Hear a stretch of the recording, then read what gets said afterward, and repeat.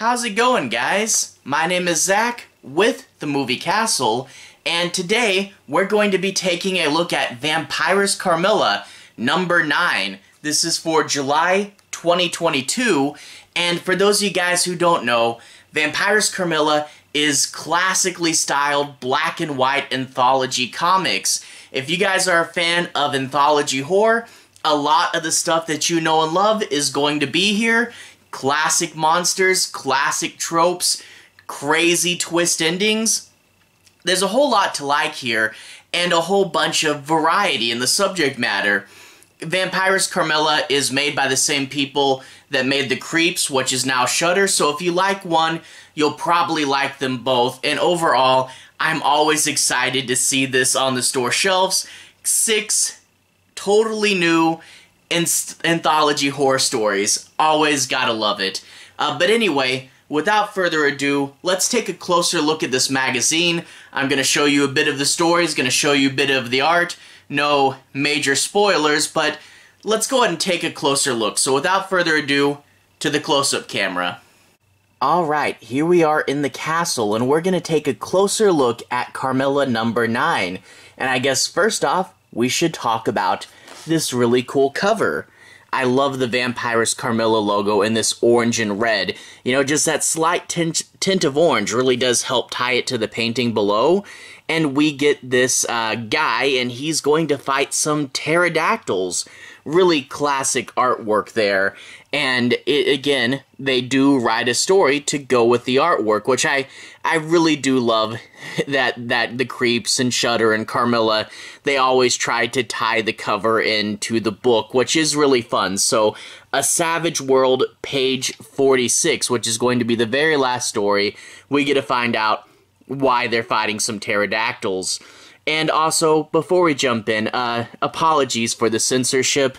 It's really not that big a deal if you actually see the regular cover, but YouTube routinely flips out about this sort of thing, and I work hard on my videos, and I don't want them to get flagged. So, anyway, moving right along to the inner cover here, and speaking of censorship, let me keep my thumb right there.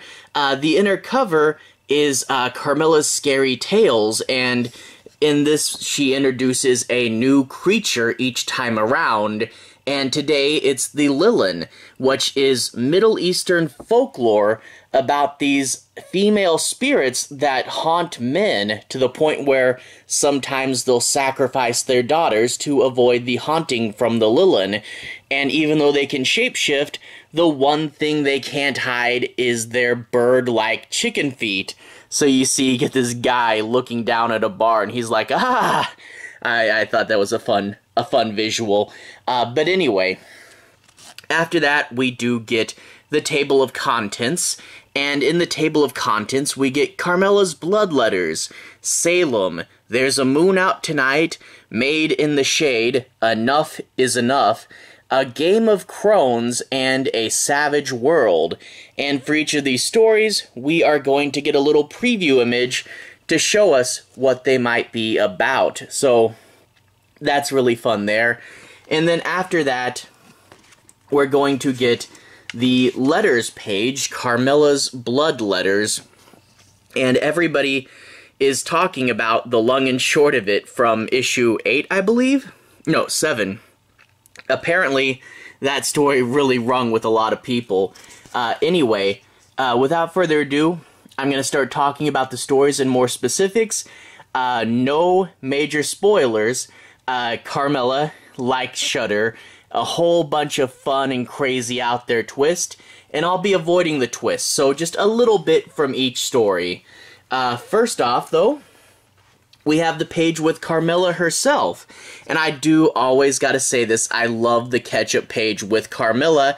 You know, she's a host, but she has a bit of her own story, you know, telling stories to these monsters, and there's Nosferatu, and the monsters are worried because it's story time, and Carmilla's not there, but we see this classic, you know, 1940s style British policeman, and Carmilla turns from a bat back to her human form and takes a big bite out of this guy, and she says, "Miss me? No worries.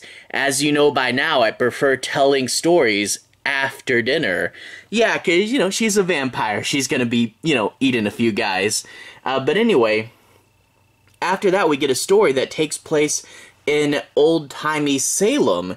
And we have a prologue here where there's this reverend and his new wife, and the wife came to America after some vague trouble in Europe, and they quickly grab up the husband, and a coven of witches is going to sacrifice him and burn him alive at the stake. So, actual witches in Salem, and you get this guy who is researching his genealogy later. There's Carmilla in her pilgrim outfit. He's researching his genealogy, and the person at the library says, you have to go to this judge. She's like the unofficial town historian. And the judge says, oh yeah, your ancestor was burned at the stake for being a witch, or warlock rather. And he goes, that doesn't sound like my ancestor. I know of him better than that. He was a reverend. And we know from the prologue that that this isn't the case. The witches actually got him. So why is the story changed? And also, why does this lady look like this person from this old-timey history book?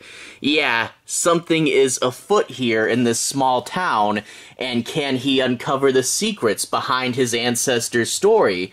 And let's just say, there is more to the story than you may think, which leads to a fun twist.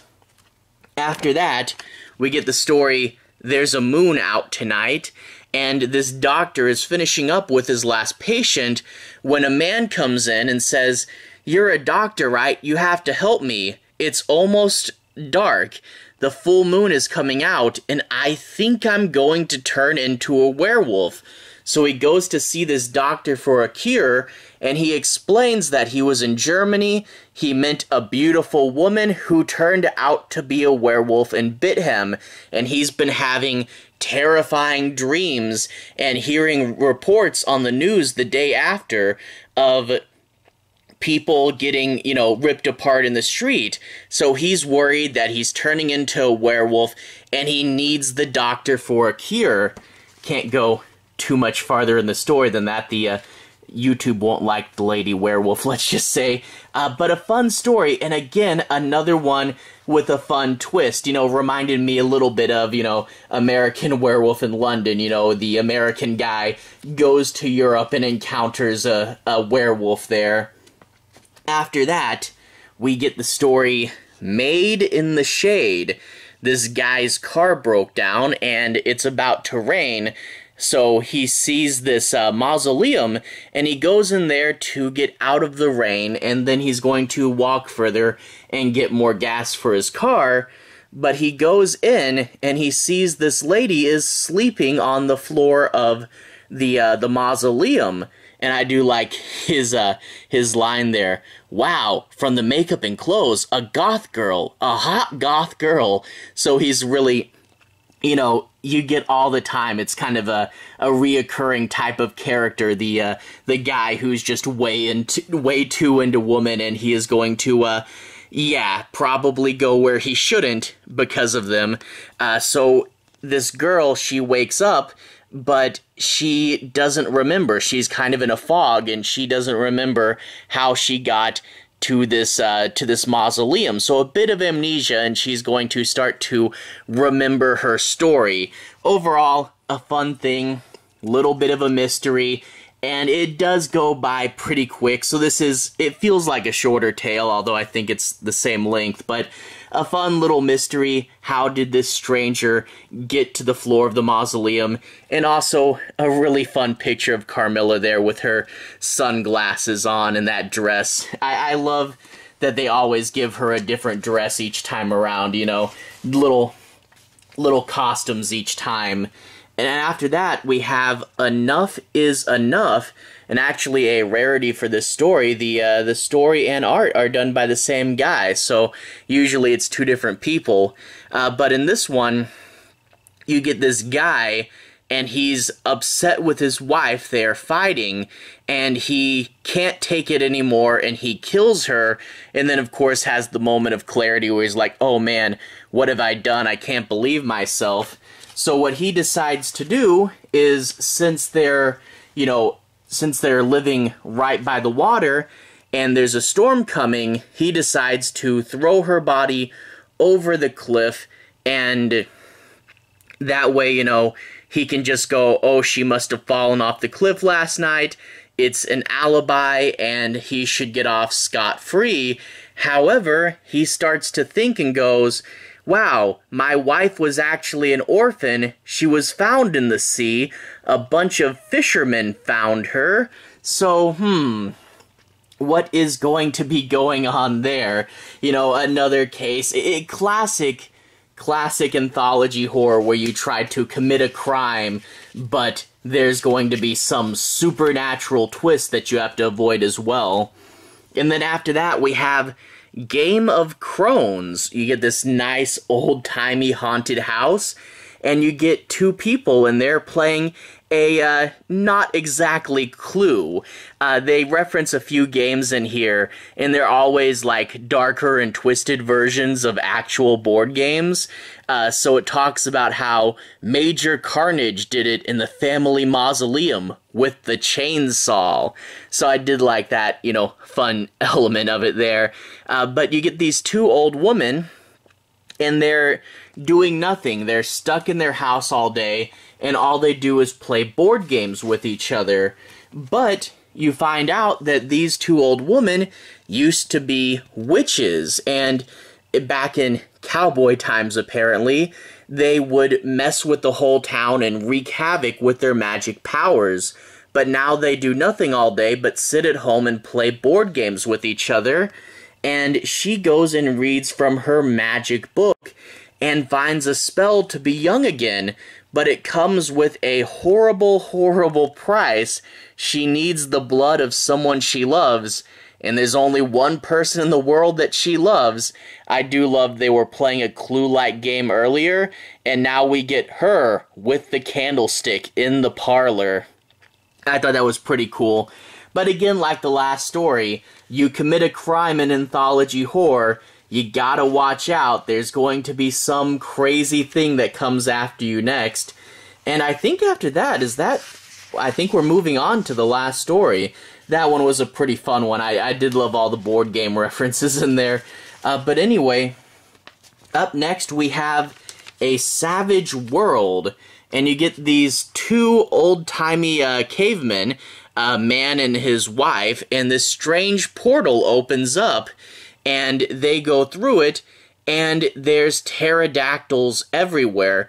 To be fair, you can't actually really see anything with her. They kind of do that manga thing where, she's topless, but they don't draw any details. But again, I'm afraid YouTube will just flip out. So let's keep the artwork up here. Anyway, a fun story. I really actually do like this couple. They work together pretty well, and they coordinate when they're fighting monsters and stuff. And they're after the times when the dinosaurs are extinct, so they don't know what all these new and different monsters are, and they have to work together to fight them. A really fun, old-school fantasy story with a pretty cool twist, and I did like that as well. But yeah, this couple who has to work together, they're thrown into a portal and now they have to fight dinosaurs.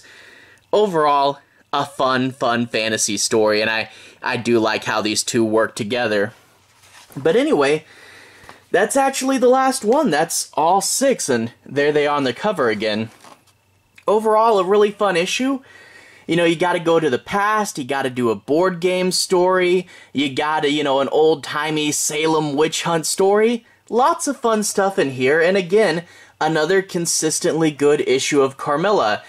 Carmilla and Shudder both keep the stories coming.